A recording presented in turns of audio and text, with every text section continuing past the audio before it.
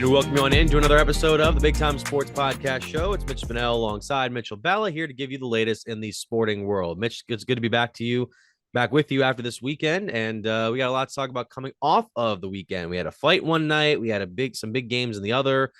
We have a number of key matchups coming up here in the next few weeks. So it'll be exciting to talk about. Yeah, lots to talk about, including that fight, which for the people out there, Mitch, they might be thinking we're talking UFC, but I don't think we are. I was gonna say, was there a big UFC fight this weekend? I'm more of a boxing fan, so I don't typically keep up with the UFC as much unless there's a major name involved. I feel like there's one every weekend. That's the only reason I mentioned that. Could be that. I was watching Top Rank on Friday night. That was how I spent my time because there were no Cavs games. But since there will be some Cavs games coming up soon, we'll be talking about those. We'll also talk about the ones that happened this week. But before we get into all that, I want to remind you guys that we have a number of things scheduled for programming here on Big Time Sports.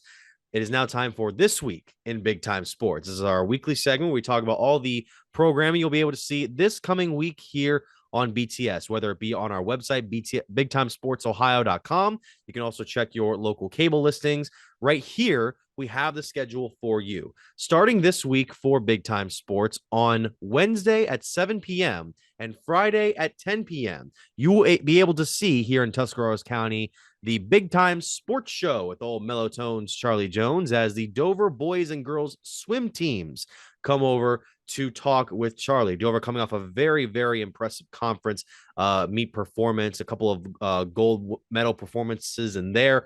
You also have our games of the week in which Malvern will be in Sugar Creek on Tuesday to face off with the Garaway Pirates. Two of the best teams in the IVC will be facing off on Tuesday. You can find that live stream starting at 7:20 at BigTimeSportsOhio.com. That is also courtesy of Local Broadcast Network or the LBN app.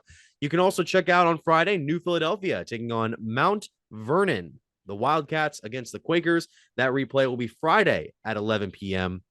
and Saturday at 2 p.m. I should also mention Malvern and Garaway's replay will be the Tuesday at 10:30 after the game, and then the following Wednesday at 3 o'clock. And on Saturday, we will have the nightcap of the IVC Boys Basketball Showcase. We had the girls showcase this past weekend in Highland. This one will be at Claymont, and you'll see many of the top schools in the area come together to face off. That replay you can find on Saturday at 11 o'clock and Sunday at 1 p.m. Mitch, as you can see here, who do we got on the list for Stark County this week? You have the St. Thomas Aquinas boys basketball team on the Big Time Sports TV show this week. You can watch that interview with Joe Dunn and others Thursday night, 7:30 p.m. and Saturday morning at 8:30 a.m. And then Mitch, the Big Time Sports game of the week in Stark County. I don't know if you can get much bigger than this. This is for all the marbles. Glen Oak versus Green at Glen Oak. The winner, Federal League champion.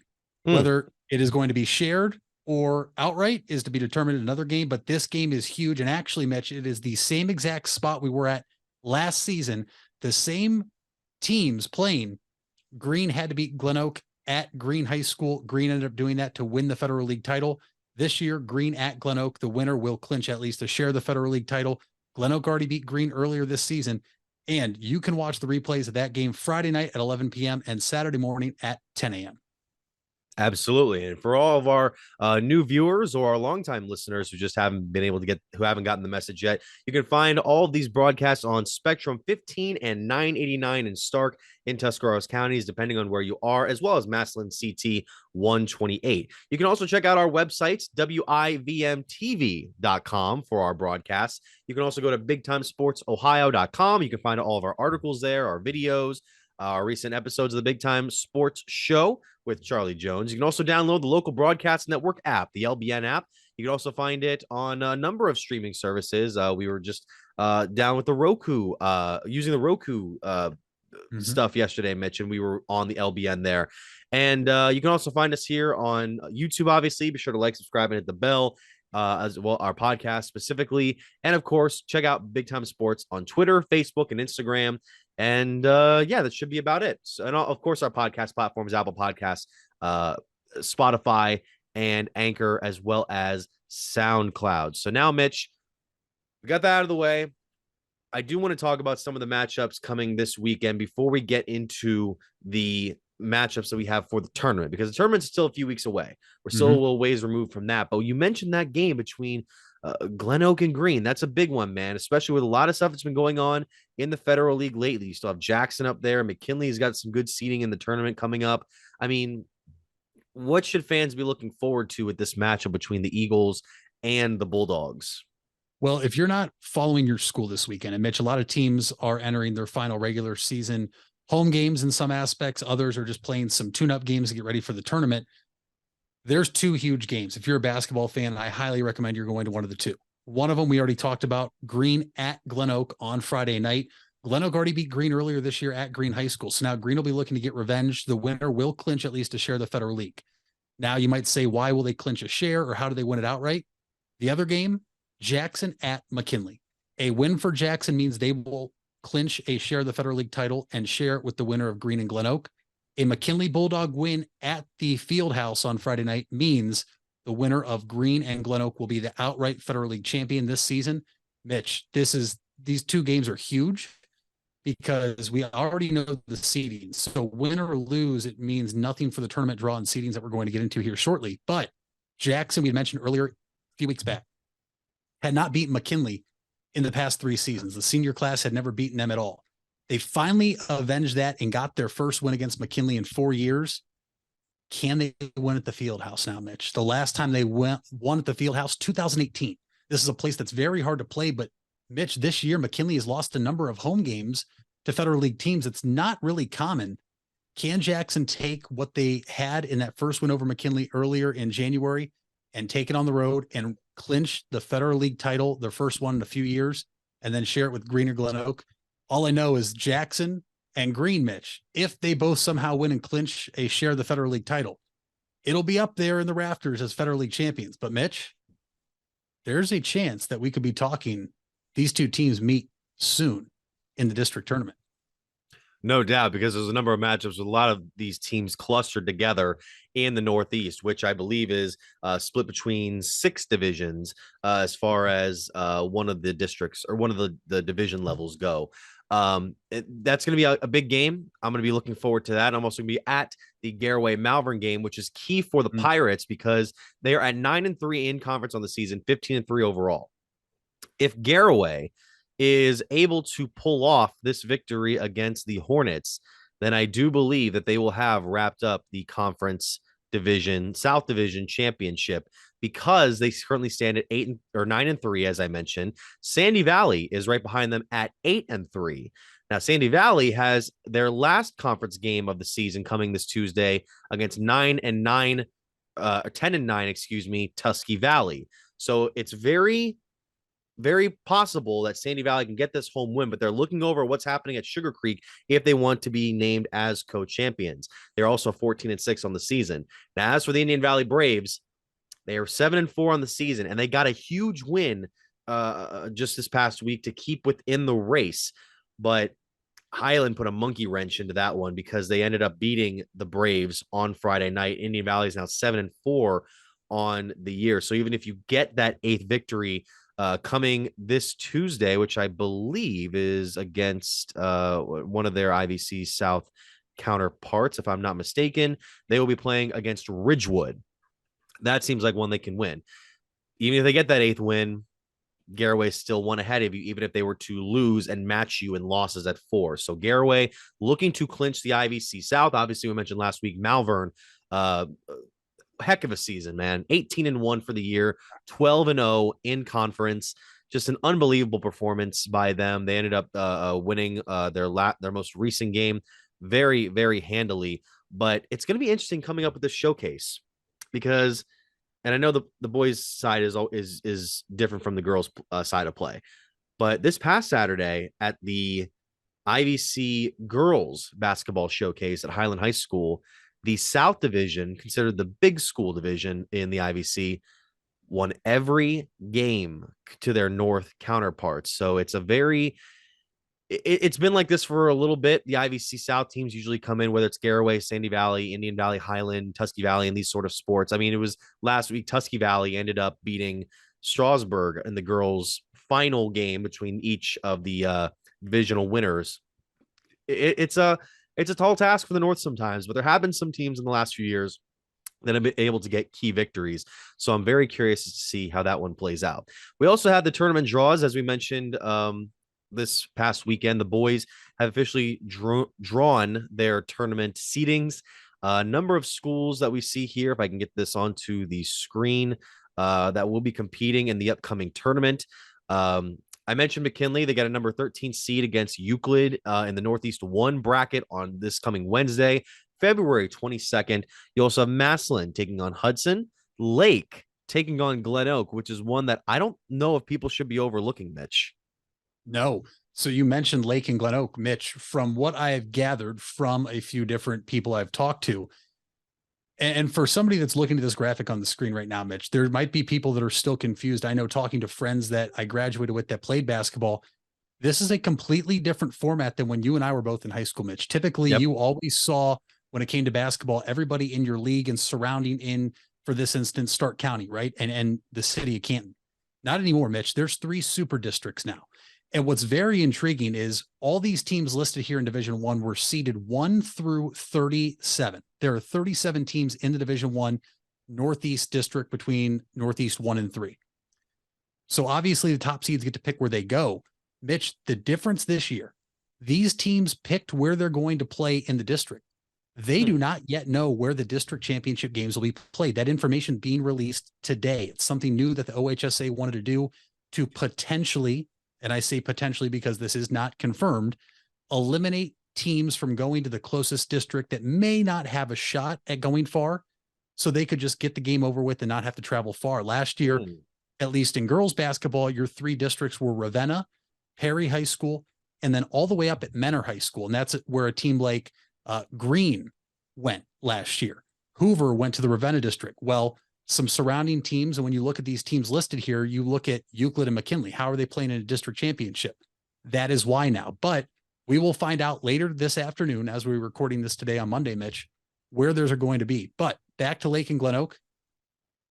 I was told that head coach Tom McBride of the Lake Blue Streaks wasted no time pouncing to take on Glen Oak at Glen Oak, because these 2 teams have been evenly matched, so even that Glen Oak just beat Lake last week at Lake on a buzzer beater 3-point shot by one of their players. And it is just intriguing because you see some big time matchups right away, Mitch. And this is what's fun about high school basketball and the tournament. It's win or go home.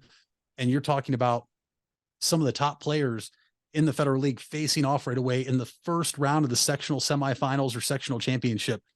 I'm excited, but right there you see the Northeast 1 district. Mitch, I told you about this all season long. McKinley, in my opinion, was going to be underseeded just because of the struggles they had mid-season. McKinley in the Northeast 1 district is the 13th seed overall. If they win, they will play Nordonia, who was the number 3 seed overall. Yes. Mitch, that is the one team right away that is a higher ranked seed I would not be shocked to see fall, simply because of the talent McKinley has on that roster and the style of basketball in which they play. We'll obviously be able to break that down more as time goes on, but that Northeast 1 district, just to start, Mitch, very, very intriguing. Yeah, and then you go over to Northeast 2, you get a couple of seeds from your area and mine.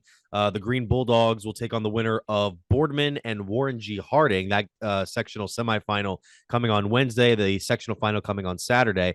And then the Dover Crimson Tornadoes, very solid season. They are number 11 in the Division 1 bracket because they will take on the winner of Twinsburg and Riverside. So, or Lakeside. Yeah, so that'll be an interesting one there. We also have in Northeast 3, a number of schools that should be very competitive. Akron St. Vincent St. Mary, a 2 seed playing in the first round. And then Perry will take on Walsh Jesuit. And then you have all those matchups coming on to Saturday, where the Jesuit and Perry winner will take on number 24, the Hoover Vikings. And the University School and Solon winner will take on number 10, Louisville. Louisville is one of the more interesting teams going into this tournament because obviously they have one of the top players in their conference in Will Aljancic, the all-time leading scorer in school history.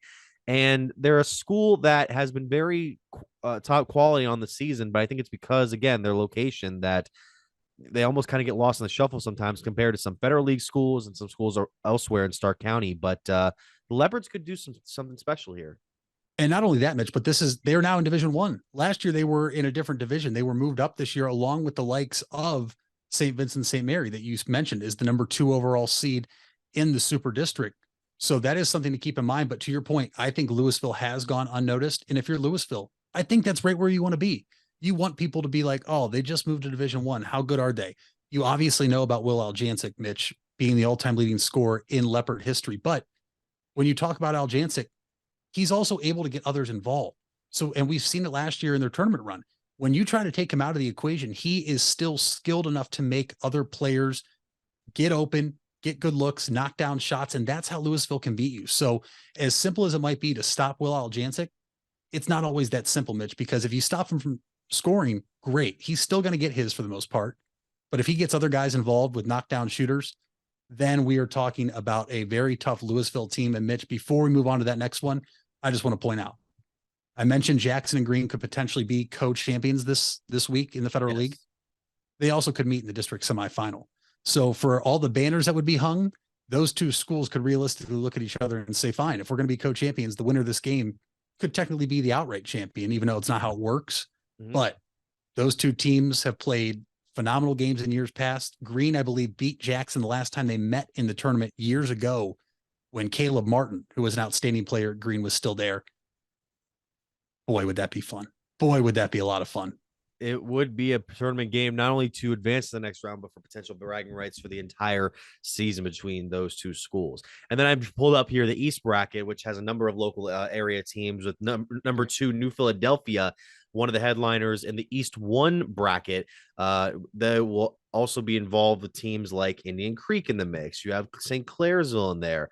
A number of teams in there. John Glenn at number 7, which is very fascinating to me.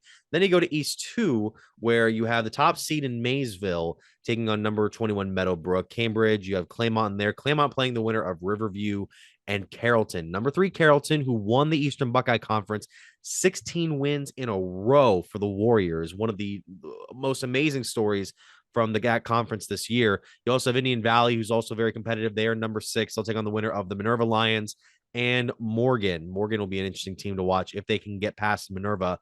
Number 1, Malvern in Division 3 will take on Edison in the first game. That'll be Tuesday, February 21st. These games starting on Tuesday, February 21st, as opposed to the Northeast bracket. We mentioned Malvern. There's also Tusky Valley versus Sandy Valley and number 10 versus number 5. That game will be played at Magnolia. Number 9, Buckeye Trail. Pretty good team in the IVC North this year, but they get handed number 2, Martins Ferry, which is going to be a tall task. Third ranked Garaway. They'll take on number 14, Barnesville. And then the winner of Malvern versus Edison, Malvern might be facing off with an IVC foe in number 13, Ridgewood, in the sectional finals that happen on Friday, February 24th. So then Division 4, finally, we also have number 3, Highland versus number 16, Newcomerstown. Trojans had a bit of a struggle this year. The Hawks heated up near the end of the season. They got off to kind of a tough start. Weren't able to capture the IVC South like they have in years past, but they got a bit of a run here, and I wouldn't be surprised if we see a solid performance coming the rest of this year from from the Hawks squad. We also have number 1, River, taking on Bridgeport. They are the number 1 seed, the River Pilots. Canaan Valley versus Monroe Central. You also have this is heated to put in a sectional semifinal.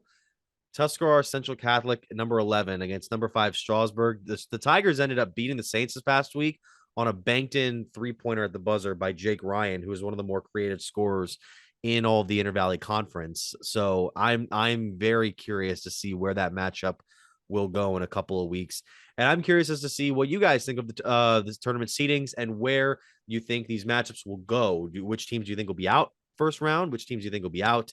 Or be going the long way through the rest of the tournament. So that is all we have for segment 1. When we come back, we'll be going over some things that happened this weekend. Big acquirement in a certain league and a big fight breaking out. Stay with us. Hey there, folks. This is Mitch Spinell, and I want to give you guys a quick message regarding 988. If you don't know what 988 is, it was created to make it easier to remember how to get help in the event of a mental health or addiction crisis. This is different than a medical, fire, or police emergency where 911 should still be called immediately. 988 connects you with Stark County's Crisis Center, which is equipped to help people in emotional distress or experiencing a mental health or addiction crisis. So remember, 911 for medical, fire, and police emergency help, and 988 for support in overcoming a mental health crisis in Stark County.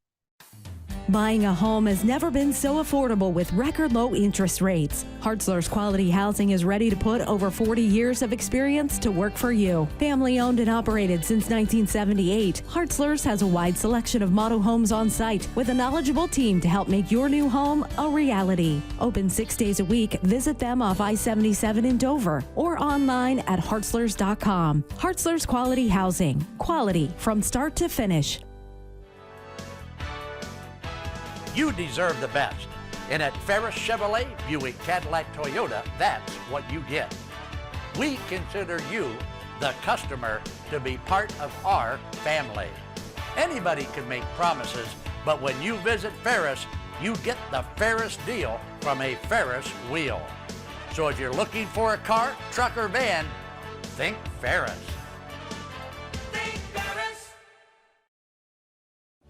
You invest a lot in your home and vehicle purchases. Van Nostrand Young and Associates want you to feel secure should anything happen to those investments.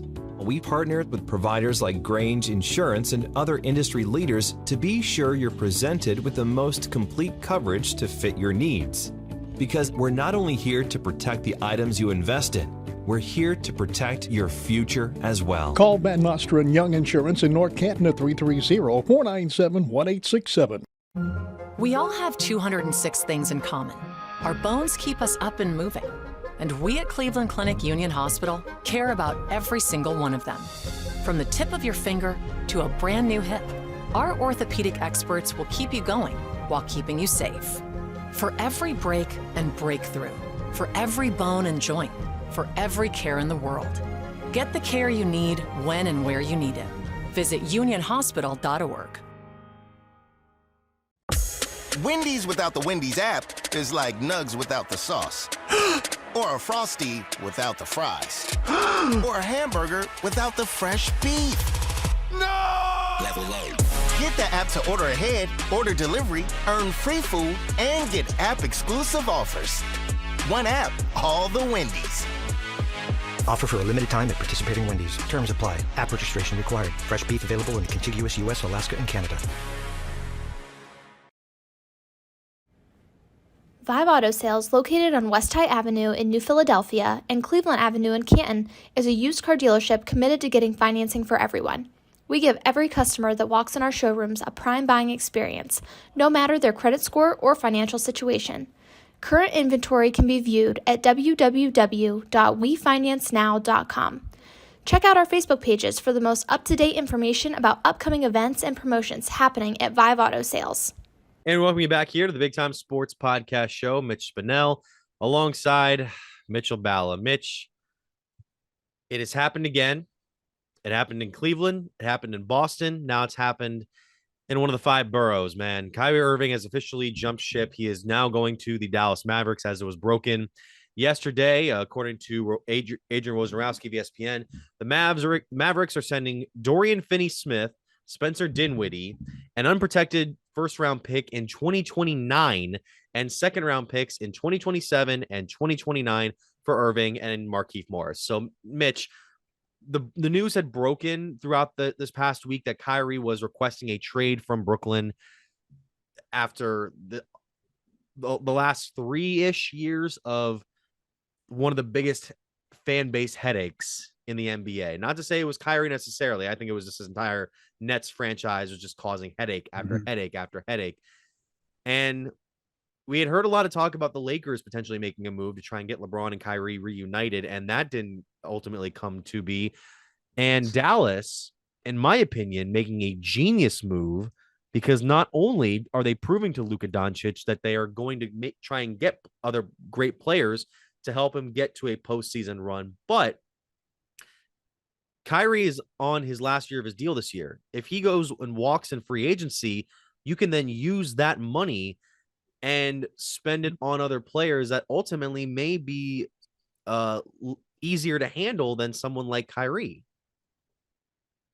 Yeah, I'm glad you mentioned that point, because to me, this is a no-brainer for Dallas. The only way this backfires in any capacity is if we see the same Kyrie Irving we've seen now, his last year in Cleveland, his tenure in Boston, his tenure in Brooklyn, where he's unhappy and he sabotages this whole thing. But to your point, the thing for the Mavericks has been they need to try to surround Luka with better players, obviously. And there's a lot of people, Mitch, out there who compare Luka right now in the Mavericks to LeBron's first tenure in Cleveland. They've tried to put these players around him. Maybe that aren't all-stars or superstars, but it just hasn't worked yet.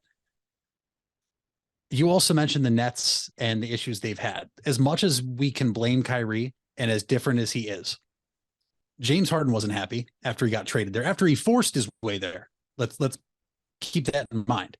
Wasn't happy, got traded to Philly. Kevin Durant signed with Brooklyn. Mitch, he isn't happy there either. People forget he requested a trade before the season started. He's definitely not happy there. Now Kyrie Irving is not happy. So as much as people want to put it on Kyrie being Kyrie, is he a cancer to the team? Whatever. The Brooklyn Nets are also kind of to blame for how things have worked out there, Mitch, because they don't have a fond track record of superstars being happy there since really, I guess you'd say Richard Jefferson back in the early 2000s. At the same time, I think this is very intriguing because how much better does this make the Mavericks? You're adding a ball dominant player in a point guard alongside another guard in Luka Doncic.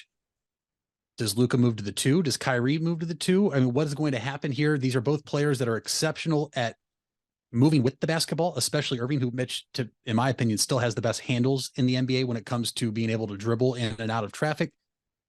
I'm intrigued to see how this works. Am I going to be shocked if it does not work out in Dallas's favor? No. But at the same time, you look at Brooklyn. Brooklyn has a lot of depth now. I say depth because I think that's big. At the same time, I think losing a player like Kyrie Irving, Mitch, once we saw in person what he could do with KD back a day after Christmas in Cleveland, they didn't get much worse right now. I just don't know if the Brooklyn Nets can be considered a title favorite anymore with how loaded the East is. As great as Kevin Durant is when he's healthy, they don't have enough power, in my opinion, now to be able to go out and beat you in a best of 7 series. And it's to a point now where I would actually be okay with the Cavs matching up with them. If you would have said Cavs are matching up with the Nets in the first round, they had Kyrie and KD, I would have been worried. Now it's just KD, and you're not going to stop him. We know you're not going to stop him, but he's also not going to score 100-some points on you. And to me, this is a good move for the Cavs, just looking at it as a fan in the East. The Nets get depth, but Mitch, this also puts the Nets in the spot now where if they wanted to trade KD, they possibly could and not have a product that's going to really suck. You could be average. You could probably get into the play-in tournament still, but if you trade KD, Mitch, you're also kind of speeding up the rebuild process all of a sudden if you get a huge package in return for him. But I know that's not what we're talking about here right now. I think Kyrie obviously wanted to go to the Lakers. I think LeBron wanted him to go to the Lakers after we saw LeBron's recent tweet after the news broke. But Joe Tsai, the owner of the Brooklyn Nets, was not going to let Kyrie Irving get his wish and where he wanted to go, which originally reported was LA or Phoenix. Yes. So pettiness, sure. But at the same time, this is a guy that you paid a lot of money. Now, you weren't going to re-sign him from what it looks like from what Kyrie wants in terms of an extension, but Joe Tsai still got a very nice package as an owner of the Nets back in return for a guy who was probably going to leave after 1 year match. Yeah, I mean, it's not to say that the Nets are completely dumb, but they're not going to be one of the top 5 East teams for much longer. I would even put I put the Cavaliers over them in a 7-game series. I put the Heat over them in a 7-game series. Maybe even the Knicks if they can get a good run going. But the Suns are interesting. I'm happy you brought them up because they relate not only to Kyrie but to KD. Because Kyrie, reportedly, Phoenix offered it was what, Jay Crowder, Chris Paul, and a first-round pick. But Brooklyn wanted 3 first-round picks in return. That was according to Shams Charania. Like, I get why Phoenix wanted to do that. Chris Paul's not getting younger. They wanted to upgrade at the point guard position probably. And that could have been something that could have given them a good push, especially with Devin Booker dealing with that groin injury. But the Phoenix deal was, I don't know if this is confirmed. Was it reportedly leaked by the Nets? Because all those details, like for some reason, came out according to how like the Lakers wanted to trade Russell Westbrook, 2 first-round picks. And I was wondering, like, where are these details coming from? It might be the reporters making them up, but it looks like it might be here, Brooklyn. And if that's the case, especially with the Phoenix deal, if KD were to become available, it's unlikely that Phoenix would get him. And before that, Phoenix looked like the number one spot for KD to get shipped to if Brooklyn were to trade him. I think there's two sides to what you're saying right here. I think the reason that they leaked that info is to show that they were only going to trade Kyrie to one of those 2 destinations that he preferred if they got more than they would want from other teams, right? Yeah. If Joe Tsai was going to grant Kyrie Irving where he wanted to go, he was going to get more than any other team was going to pay for. I think on the flip side of that now, for the Suns and the Nets, if KD were to get moved, Mitch, I think you're talking about different pieces getting moved, starting around DeAndre Ayton, somebody who doesn't even want to be there, but signed because he wanted that money. Obviously, You're going to have to flip either Chris Paul or DeAndre Ayton for I was Kevin going to say, Jay Crowder doesn't want to be there either.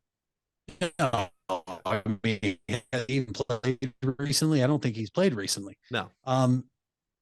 The whole Kevin Durant trade to Phoenix, you would have to trade Chris Paul or DeAndre Ayton because of the money, but more so Ayton because of how much longer he's tied up in Phoenix after signing the deal this offseason. Would you trade him if you're Brooklyn? Would you trade Kevin Durant? Because you and I both just said right here, right now, that we don't think Brooklyn's even a top 5, top 6 team in the East now after this trade. I still think they're good. They're not favorites in the East good. And so would you trade him and potentially, Mitch, speed up the real rebuild process? Because you would still have some good names right there. I mean, obviously Ben Simmons isn't what we thought, but Nick Claxton has bursted onto the scene as one of the top centers in the Eastern Conference all of a sudden. Yeah. Well, Kevin Durant's 34 years old. He signed the 4-year, $194 million extension, and he's in the first year of that. So it won't be until 2026 that he's a free agent. So it's not like it's a deal where he has an expiring contract. Take him off our hands. We'll go and rebuild, and we can wash our hands clean and it'll be easy. That's a lot of money for a team to invest if they're going to trade for a 34-year-old, still an all-star caliber player. You know, he gets injured from time to time, but he's still a guy. He's still a guy. And also, you know, the injuries he's been kind of dealing with too doesn't help either. I thought Phoenix might be the team that could make that, because I think this is the last year of their finals like potential. I don't know if after this year they're really going to be a serious finals contender again, because teams in the West keep getting better.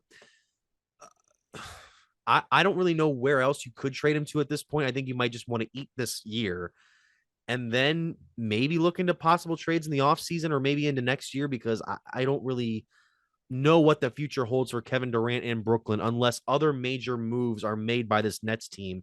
And I don't see those happening very soon. And it'll have to be via trade, Mitch. I just pulled up Spotrac here, which is a great website for anything related to sports.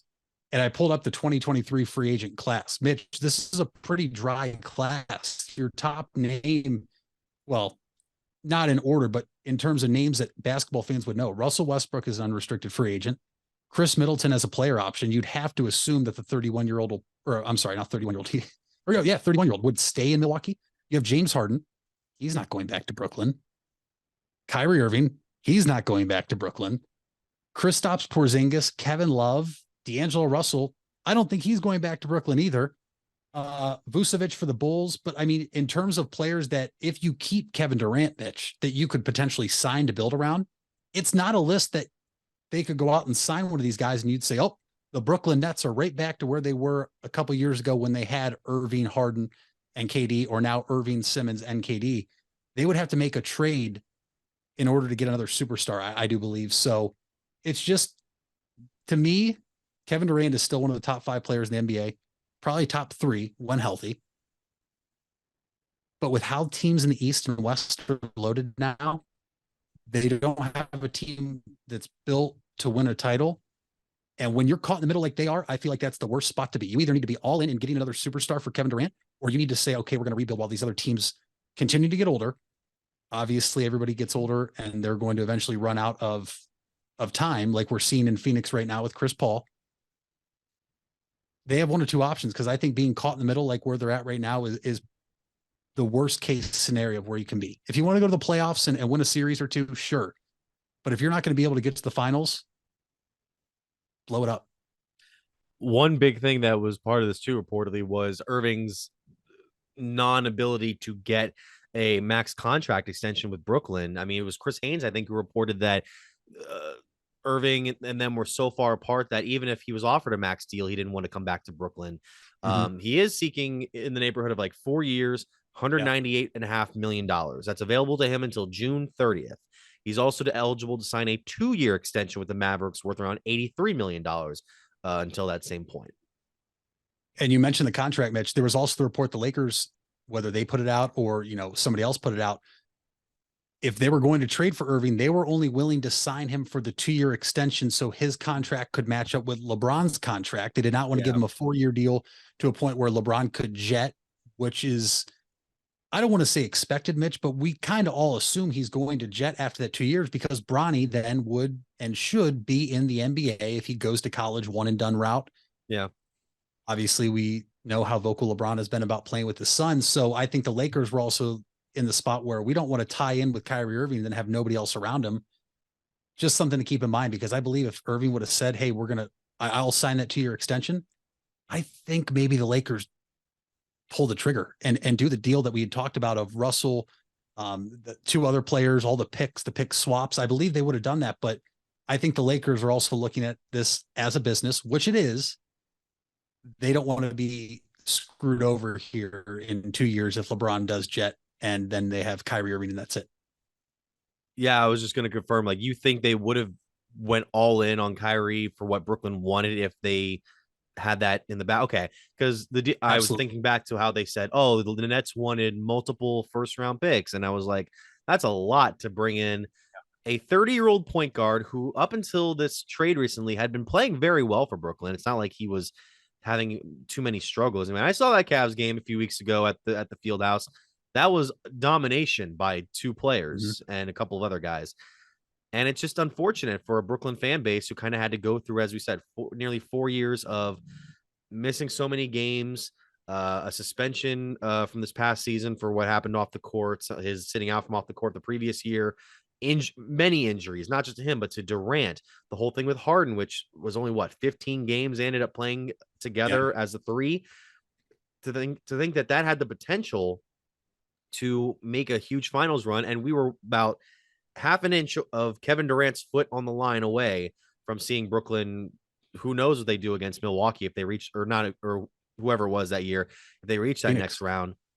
Phoenix, yeah, or I meant in the conference finals, because that was the semifinals, if I'm not mistaken. I believe it was the Hawks in the conference finals. Hawks, yeah, that's right. That's another team too that might have reached their peak too. So yeah, I don't know what's going to go there. One team that we're hoping hasn't reached its peak yet, Cleveland Cavaliers. And I want to take the next segment to talk about not only what happened on Thursday night, but also potential of what could be happening this coming Thursday, because I want to start off the week talking about trades, and I want to end the week talking about trades, because anything can happen in the next couple of days before you and I sit down in front of these microphones again. So stay with us. The Furby Electric Supply Company has bright ideas for your home. Save money by converting to energy-efficient electrical products or add ambiance with beautiful lighting features. It begins with a professional consultation and a visit to the Furby Lighting Showroom. Then certified Furby contractors complete your project right and on time. Since 1934, 4 generations have built a reputation of quality and trust, and they offer emergency services too. Just visit Furby.com. That's F-U-R-B-A-Y. The Furby Electric Supply Company. You asked for it and we listened. Buckeye Career Center is now offering Certified Nail Technician as an adult education program. This 216-hour course begins in November and will run Tuesday through Thursday evenings from 5 to 9 p.m. Learn manicures, pedicures, infection control, salon operations, and more. Other part-time certification courses starting this fall include phlebotomy and welding. Call 330-339-2288 to register or visit BuckeyeCareerCenter.org for more information. If you're looking for a new or pre-owned car or truck, why not see the Parkway Auto Group? Parkway is a special group of automotive experts with 8 brands to satisfy your needs. Come see the difference at the Parkway Auto Group on Commercial Parkway in Dover. 8 brands and 1 family. It's Parkway Auto Group. Fall is in the air and part-time career enhancement courses at Buckeye Career Center are on the horizon. Registration is now open for Introduction to Beekeeping, Basic Small Engine Repair, and Sign Language. These part-time offerings run on Tuesday evenings and begin in November. Let Buckeye Career Center help you learn a new skill or advance your current skill set. Call 330-339-2288 for more information or to reserve your seat in one of these or our other part-time classes.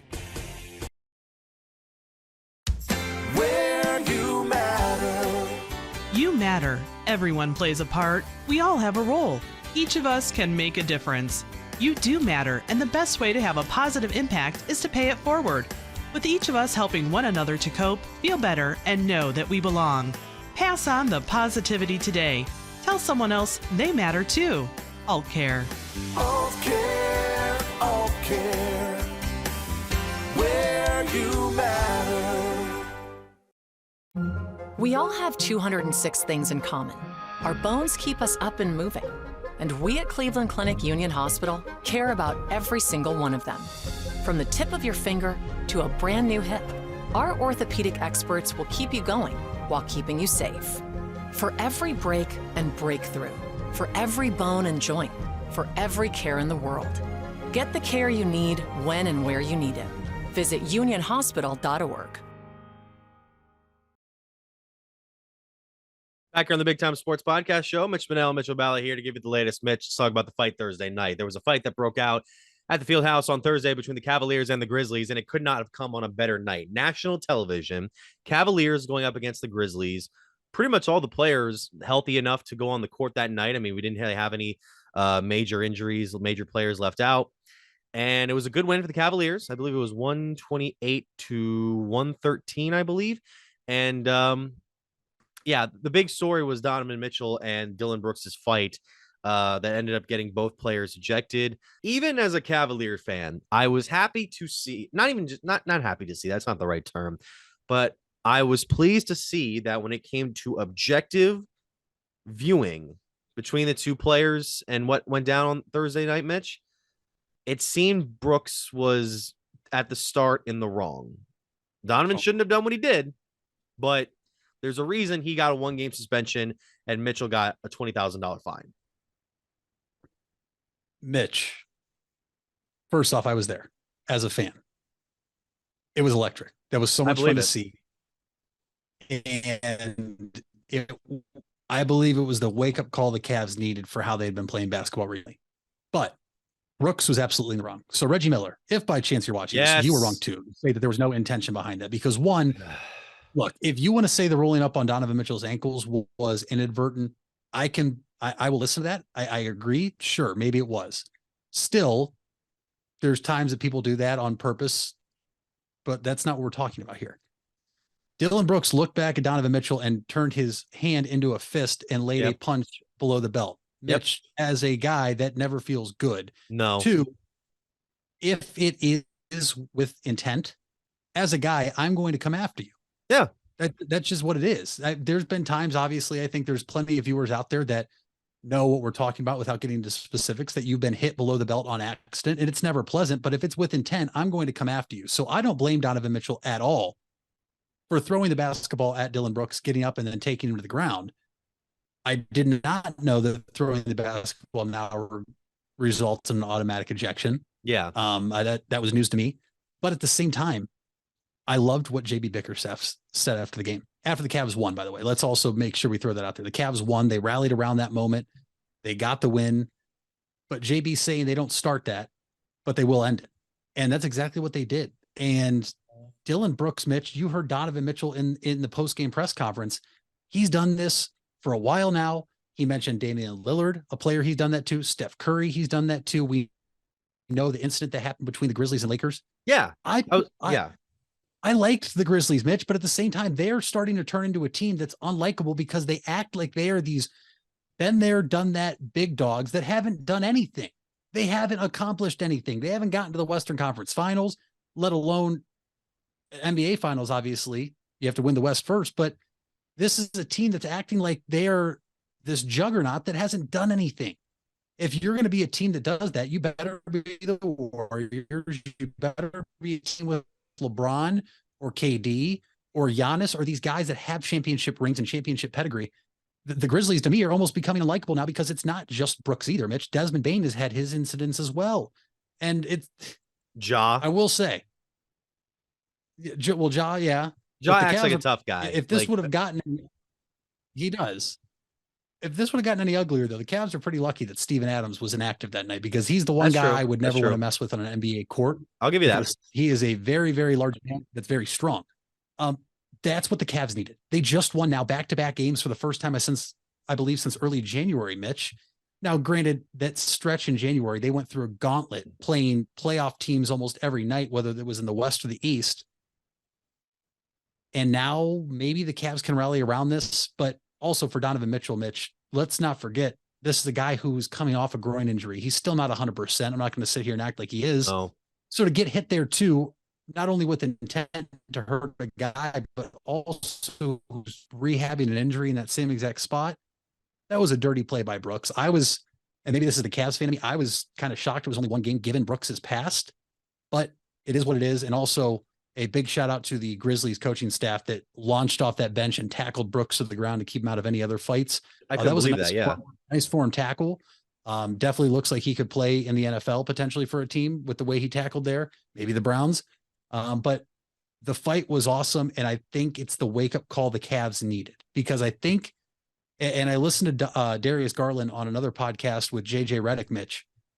He says teams know they're young, but that's not a reason for them to be able to act like this against the Cavs. The Cavs need to be able to come out and win on the basketball court and get dirty in a way without doing what happened there the other night. I mean, gritty on the floor, diving for loose balls, to show that they are young, but they're there to win. And I think now the Cavs have kind of woken up, because not only they beat the Grizzlies, Mitch, then they had a very impressive win last night over the Indiana Pacers, a team that for some reason has had their number when they go to Indy. The Cavs just never play well there. They always seem sluggish. The Pacers can somehow get them going. And that was one of the best Cavs performances in terms of defense that I've seen in the past month, Mitch, because they held a Pacers team that loves to shoot the three ball down in terms of shooting percentage. They let Miles Turner get his. I believe he had 27 points, but that's okay, because the starting five for the Cavs last night was phenomenal, including Isaac Okoro, who I am on the edge right now of having to say I was wrong, and I will gladly do it, because I think as fans and people in the media, Mitch, we expect these kids in the lottery to come in and make an impact like a LeBron, like a Ja Morant even, right away, when realistically, Mitch, Isaac Okoro could still be playing his senior season in college basketball right now. No doubt. I mean, Okoro had 20 points, Jared Allen 18 points and 13 boards. I like that Okoro and Mobley seem to be getting a little more comfortable on offense. And Mitchell, he had 19 points. He was 6 of 18 from the field. That's just not quite his night. I like that this team with Mitchell on the floor can fill in at times when he's not having his nights. And we've seen that at a couple of points, especially during the Grizzlies after the ejection in the Grizzlies game. The Cavaliers kind of settled down and were able to stave off that Grizzlies team that could have easily come back. And then they didn't. And that was very good, especially with, you mentioned that electric crowd. When you get those national TV games, because I was there for the Boston game a few months ago, that was where it's like, it feels like the postseason. It feels right. It feels good. And especially when you get those wins, it's that much sweeter. So I'm very excited to see what Cleveland can do here coming up. They do play Washington on Monday night. Now, as far as this Thursday goes, the trade deadline's coming up. We already saw the big trade of this deadline coming yesterday with Kyrie Irving, but Karis LeVert, I was going to say here, I had my update here and then I lost it. Well, first of all, a couple of players out for the Cavs tonight, according to reports. Ricky Rubio is not going to play. And I believe there was a Karis LeVert update. Karis LeVert is questionable with hamstring soreness.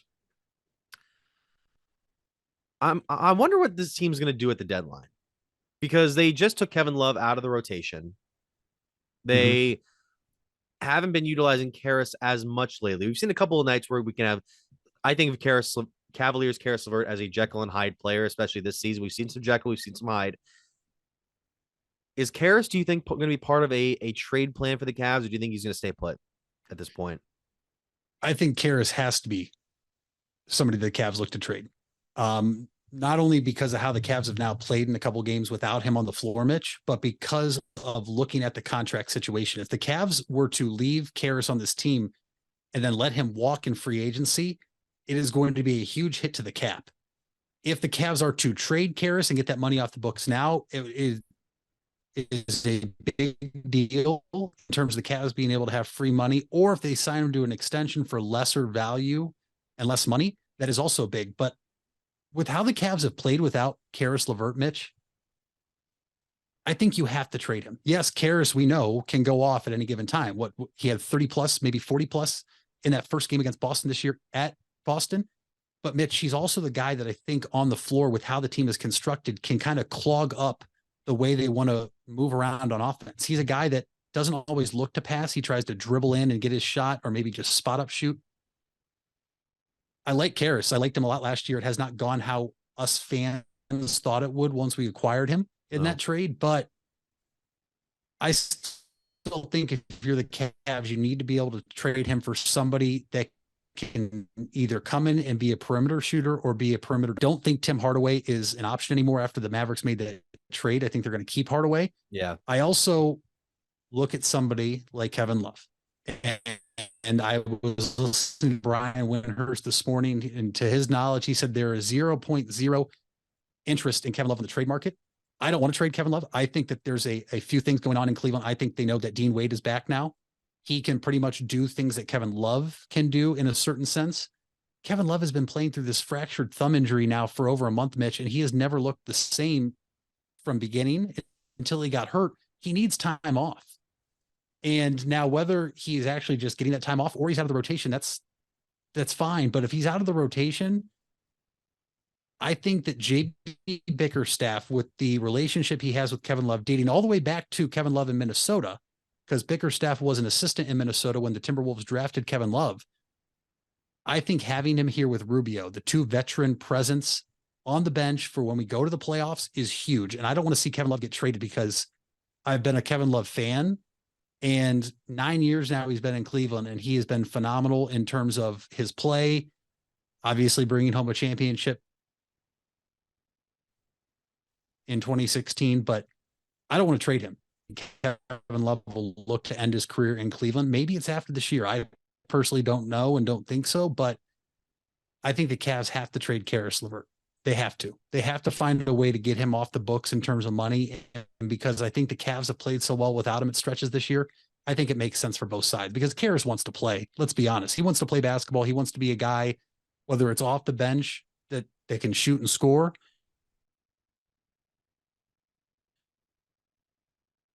or whether it's in the starting lineup for somebody. Put it around. Maybe you send him to Portland. Maybe you send him to Toronto for somebody like Gary Trent Jr. There's a couple names floating out there. Malik Beasley in Utah. It'll be interesting to see where they go with this. But as a Cavs fan, I hope by the time we record either later this week or early next week, once the deadline is passed, I hope Caris LeVert is on a different team and we acquired somebody. It'll be interesting to see what the team does. And obviously, with a few more days, we'll be able to kind of wax on the rest of this week before the deadline officially hits this coming Thursday. So when we come back, we'll get to our final segment here. We go over some of the recent Cleveland area-based sports news and maybe some other stuff, including the NFL Pro Bowl. Stay with us. Hey there, folks. This is Mitch Spinell, and I want to give you guys a quick message regarding 988. If you don't know what 988 is, it was created to make it easier to remember how to get help in the event of a mental health or addiction crisis. This is different than a medical, fire, or police emergency where 911 should still be called immediately. 988 connects you with Stark County's Crisis Center, which is equipped to help people in emotional distress or experiencing a mental health or addiction crisis. So remember, 911 for medical, fire, and police emergency help, and 988 for support in overcoming a mental health crisis in Stark County. It takes a lot of practice to have a winning team. Alban Title has over 100 years of combined experience handling real estate, title, and escrow transactions. They serve Tuscarawas, Stark, Carroll, Harrison counties, and more. So choose Albin Title for your next home refinance, sale, or purchase. They'll get it done quickly and professionally. Contact Albin Title at 330-334-5800 or visit their website albintitle.com. Let them put their experience to work for you. Hard work is something you're accustomed to. Van Nostrand Young understands that principle. Our access is achieved with organizations like Grange Insurance. Safety and prevention specialists utilize our VanCan assessments process to ensure that you and your colleagues are in the best hands. You want the safest environment for your business, and we can guide you there. Call Van Nostrand Young Insurance in North Canton at 330-497-1867.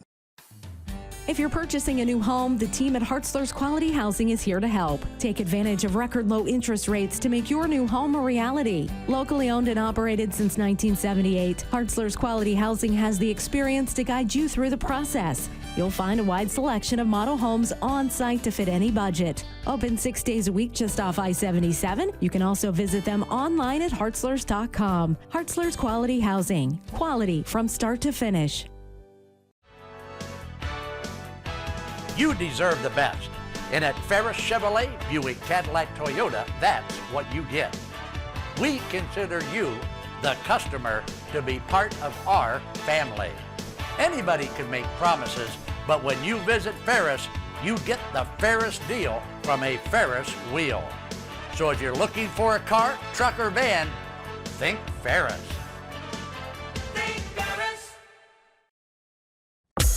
Wendy's without the Wendy's app is like Nugs without the sauce. Or a Frosty without the fries. Or a hamburger without the fresh beef. No! Level up. Get the app to order ahead, order delivery, earn free food, and get app-exclusive offers. One app, all the Wendy's. Offer for a limited time at participating Wendy's. Terms apply. App registration required. Fresh beef available in the contiguous U.S., Alaska, and Canada. And we're back here for the final segment of the Big Time Sports Podcast Show. Mitch, bit of a scare yesterday at the NFL Pro Bowl as well. It's not the Pro Bowl anymore. It's the Pro Bowl game, so to say. It was the big flag football game. Did you watch any of this, first of all? Because I didn't see 1 second. I did not even turn the channel to that for a second. And it sucks because, I'm sure those guys are out there, competing at least, but it's just become a thing where it's not quite the same as the Pro Bowl. And the Pro Bowl wasn't the same as what the Pro Bowl ever was for a number of years. But there was the scare yesterday that Myles Garrett, what was it, a dislocated toe? I think it was from it while he was playing in the game. The x-rays did come back negative, apparently. So you got some idiots out there saying, oh, cancel the Pro Bowl. I thought it wasn't much of a story to begin with, even though we don't want our guy who's already been through a car accident within the past year, who had COVID 2 years ago. We just want to have him on the field for as many games as we possibly can for the 2023 season. I mean, it could have been a lot worse. Thank goodness it wasn't. I was very, very nervous once I saw the video service on Twitter of him limping around, thinking, oh my gosh, what did he do? Come to find out he was in, I believe, the obstacle course where he jumped off a 7-foot wall. Now, if that's how he dislocated the toe, then so be it. But a dislocated toe is one thing. Now, I'm not going to be worried about it unless the offseason stuff comes up in May and he's not being able to participate in it because of the dislocated toe. Then I will be worried. But Mitch, there were some reports saying the players loved the flag football game. Obviously, it looked like Derek Carr, from what I saw on social media, was very into it as he was constantly throwing to stay warm in the flag football game. But the NFL needs to do away with this. And I know it's hard because they have money tied up with TV contracts and rights and partners and sponsors, but there has to be a better way to do this. This has gone from a game that we were so accustomed to watching way back when we were younger, Mitch, to now it's not even worth putting the TV on for. Yeah, I don't know. I think I still want to give it a few more years, mainly because I do think the players they're having more of a fun time getting out there than it is playing a lazy game of tackle football. And the travel isn't as extensive with going to Hawaii compared to just going to where this year's Pro Bowl was at in Vegas. So I don't know. It's easy. It's harmless to me, at least. I know guys aren't getting at risk for injury nowadays, except for Myles Garrett. So maybe this can just kind of be more of an ancillary thing compared to, I don't know, what we thought the Pro Bowl. We thought the Pro Bowl was like this NFL All-Star game, and it's the NFL can't really do an All-Star game in mid-season because that would be tricky. So I maybe just I don't know. I don't know. That's one of the less definitive answers you'll see from me on this podcast. I don't know. Pro Bowl. I don't know. But what I do know is that the New Orleans Saints are hiring their new defensive coordinator. So, look, let's be fair here. The Browns had some very good defensive stands his first 2 seasons on the job. Did what he had to do. But recently ousted Cleveland Browns defensive coordinator Joe Woods is joining New Orleans in the same role. He is now going to go to a defensive-minded head coach, Mitch, and Dennis Allen, who looks like will still have he'll be the play caller on defense for the Saints as he was last year. Woods will be his top assistant and work as more so with the defensive backs, which he did in San Francisco right before he went to Cleveland. Is this a good kind of just restructuring of a job for Woods, do you think? And is there a possibility that the Saints defense can improve from some very, very poor performances last year? I don't know if I'm the right guy to ask for this. Obviously, I think I have a bias because Joe Woods was very underwhelming as defensive coordinator. But to your point, Mitch, he's not going to be the play caller, at least it seems as right now. And he's going to work with the position group that he worked with specifically back in San Francisco and that he's very familiar with as a DB. It's more of a wait and see thing for me. I guess I'll give him the benefit of the doubt since it won't be him calling the defensive plays like he did here in Cleveland. It'll be Dennis Allen. And obviously being under a defensive-minded head coach, I think that would do something. But at the same time, Mitch, he's also going to a team now that is in the worst division in all of football because Tom Brady's retired for Tampa and the rest of those teams in that division are bad. So maybe the defense looks really good, but it also could be because in the season are just so bad. It'll be interesting to see what happens. Good for Joe Woods. I knew he would get picked up again just because of his past and what he can bring to a team at any juncture. We'll have to see what the Saints do now with him. So speaking of Tom Brady, we know he retired this past week. Are you aware of a certain post that came across twitter.com this morning or this afternoon? No, I'm not. So I'm trying to get the thing up here. It was in my group chat on Twitter. I'm part of like a multiple person group chat. I also have to send you the video of people's live reaction in a Twitter space to the Kyrie trade, which is really funny. But if I could find it, if I would get it. But Tom Brady posted something this afternoon, I want to say. Maybe it was this morning. It was in relation to, I think it was last year where it was like Tom Brady posted 40,000 likes, and I'll recreate these photos of these 2 guys posing in like for underwear ads, and they're like underwear models or something. And Tom Brady was like 40,000 likes, and I'll recreate these photos. That tweet has 48,000 likes. So then Brady brand, Tom Brady's clothing brand, said, Brady, we haven't forgotten about this, and I'm not going to put the picture on to Twitter today or to the Big Time Sports video today because this is a family friendly show and I do not want to put that out there, but you can go look at it for yourself. Go to Tom Brady's Twitter. Mitch, I don't think he could have possibly picked a worse choice for his clothing. That's all I'll say. And you're getting the picture right now.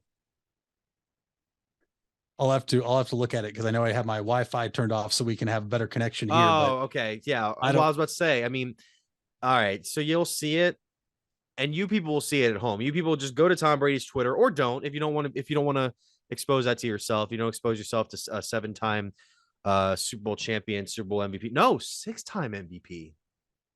Right? No, 5 times. Because the first 2 times he won, he was Super Bowl MVP against the Rams and Panthers. And then the Eagles one was Deion Branch. A lot of people forget that. Yep. 4th one was Malcolm Butler, I think. Yeah. Fifth one was Brady. Sixth one was Brady. Fifth one should have been James White, but that's not here nor there. Yeah. So that's 5-time MVP. That's really all I had for segment 4. You also had 2 questions regarding our high school segment. I want to hear those questions. So when we were looking back at segment 1, and if you missed it, you can go back and watch the beginning of the episode. And we talked about how teams get seeded and teams get to pick where they want to play. So 2 questions, Mitch. First, how do you feel that the tournament draw happens when it happens with 2 weeks to go still in the regular season for high school basketball? Does that bother you at all? Or do you wish that it would maybe wait till maybe a week to go in the high school regular season? That seems like it would make the most sense. I mean, it's not that you don't want to get those seeds out there with significant time to get ready for the tournaments, but I don't know. There's many races that haven't even been decided yet. We mentioned the IVC South is still up for grabs. You mentioned that the Federal League still trying to determine its champion. So I guess they're kind of basing it off of, well, if these teams have 1 to 2 games left in the season, then,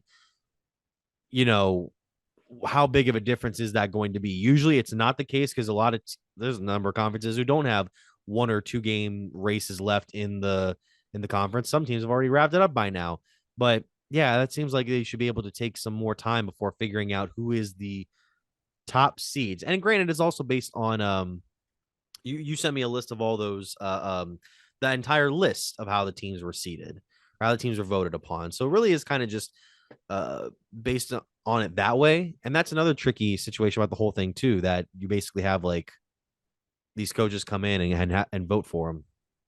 Yeah. I don't know. I wish it would kind of wait till later in the high school season. I get you need to have things set up, obviously, but it is what it is. My second question is, obviously you saw some top seeds elect to take a bye. Some top seeds elected to play the sectional semifinals. If you were a coach, Mitch, what would you choose to do? Because I think it's always a compelling argument. Do you take the extra game off to get rest and not risk injury in a game? Or do you say, hey, let's play to get it in a rhythm of playing twice a week? I think you take the week off, mainly because that automatically means you get to the next round. And a lot of times, not always, but a lot of times you're going to be facing off with a team that you are miles ahead of in terms of skill and talent, but it's not always necessarily the case. And then there have been teams in the past who have been able to stun these would-be contenders for what could be significant playoff runs all the way to regionals and maybe even state. So I would take, I guess, the easy way out. But, I understand there's thinking of, well, you want to keep your players fresh. You don't want to allow them to get too rested up or get them too stale. But at the same time, it's one extra round you don't have to play in. Like you get that. You got it. So that's what's my thinking. Yeah, it was interesting because there are some people that are going to go look at brackets now and see, oh, Aurora got a first round bye, but how on earth did Aurora get a first round bye when they were the worst ranked team in the super district? And you have teams like Jackson that I know firsthand elected to play in the first round, St. Vincent, St. Mary, I believe. But then you have somebody like Green elected to take a first round bye. Just interesting. There's always that argument in any sport, I think, especially football. We see, do you want the first round bye? You've seen teams come out and get beat because they were off too long. Obviously, with the high school season being like this, some teams might be off for just a few days even with the bye. So always something interesting. I like to ask people what they think of if they would take the bye or get in a routine and play that first game. No doubt. And I'm curious to see what you, the fans, think of the setup here in not only just our districts, but the OHSAA. And that's pretty much all we have for this episode. So obviously, I mentioned at the top, be sure to check us out on all of our social networks. Be sure to like, subscribe, and hit the bell. And, Apple Podcasts, SoundCloud, and Anchor, and Spotify. That's all we have for this week's episode. Mitch, what is our fact of the day? Mitch, it's not really a fact. I just wanted to bring attention to something because I am on the call tonight for the Jackson girls basketball team. It is senior night there. I just wanted to bring awareness. This will be the last regular season home game since 2010 at Jackson that a Pilata will be competing in any sport on the home turf facility field of Jackson. Me saying that Lauren Pilata, obviously a senior at Jackson, she's a Dayton basketball commit for girls basketball. Since 2010, there has been a Pilata at Jackson High School, and just trying to figure out some things here on the fly. I was texting with one of my best friends, Jake Pilata. So I'm not sure if he'll see this, but it's just going to be weird, I think, that after this year, there won't be a Pilata there after you've been accustomed since 2010 to a Pilata being involved in a varsity sport. You look at somebody like Jake, a 4-time district champion, 1 time in basketball, 3 times in baseball, also a state champion. His younger brother, Jarrett, 2-time district champion in basketball, also a state champion. Lauren, 1-time district champion, state final 4 appearance in girls basketball last year. Not sure how swimming works, but Alex, the oldest sibling of the Pilata family, had a very successful swimming career at Jackson, eventually moved on to go to Cincinnati for that. So just awareness and making it known that the run of the Pilatas at Jackson is coming to an end until, maybe they have kids of their own and they go through the Jackson school program, but just something that you don't see often, let alone 1 or 2 kids coming through, but the success that all 4 of the kids in the Pilata family have had at Jackson High School will never be forgotten or go unnoticed. And I think that Lauren is trying to make sure she can get 1 more district championship this year to tie her brother Jarrett, because that is a very competitive family, Mitch, that I know firsthand. And so they will always hold that over each other's heads. So just something cool that I wanted to make sure I mentioned, because it is a very, very cool feat. And it's going to be interesting starting next year to not have a Pilata in that Jackson high school. No doubt. Congratulations and shout out to the Pilata family. I mean, that's an amazing accomplishment to be able to share. And we thank you all for listening or watching to the Big Time Sports Podcast Show.